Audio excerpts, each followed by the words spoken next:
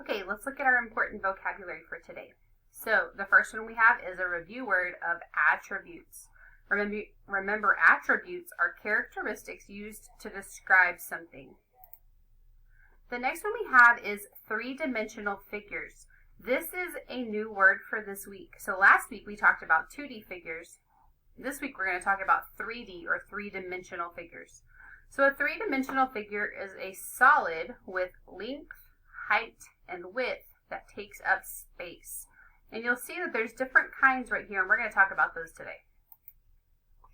We have the word dimensions. Dimensions are the way that we measure an object, such as length, height, and width. So height is how tall it is. Length is from side to side. Width is how far it goes back. Vertex. So the vertex is the point where two edges meet. So these lines right here are what are called edges for a 3D figure. And when two edges meet, they create a vertex. So two edges meet, create a vertex. The next word we have is edge. An edge is where two faces meet on a three-dimensional object. So whenever two faces or two of those sides come together, they create an edge. The next word we have is face.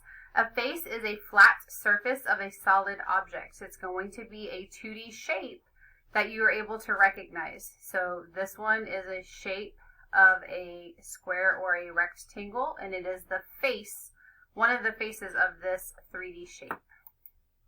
The next word we have is cube.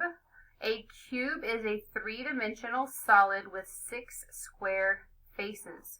So you have to have 6 squares in order to build this cube.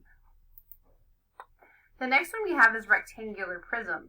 A rectangular prism is a three-dimensional figure made up of only rectangular faces. So you'll see that it's made up of rectangles, and you'll also see that it has a square. But remember, a square is a special kind of rectangle, which is why we can say it's made up of only rectangular faces.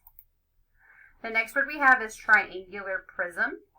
A triangular prism is a three-dimensional figure with 2 triangle faces and 3 rectangle faces. So it's called a triangular prism because the base, or one of the faces, is called a triangle. So since this is a triangle and this is a triangle, that's how we name it. So it's a triangular prism, and then all of the other faces are rectangles to help fill it all in. The next word we have is cone. A cone is a three-dimensional figure that has one vertex, way up here, and a circular base. So it sits on the circle, which is why it's called the base, because that's the part that it sits on. The next word we have is sphere. A sphere is a three-dimensional round figure with no edges or vertices, and it looks like a ball. So a sphere has no edges and it has no vertices. The next one we have is cylinder. A cylinder is a three-dimensional solid with 2 equal-sized circular bases and no vertices. So you'll notice that they have the circles on the top and the bottom. Those are the bases, but there are no vertices. There are no faces that come together to create a vertice.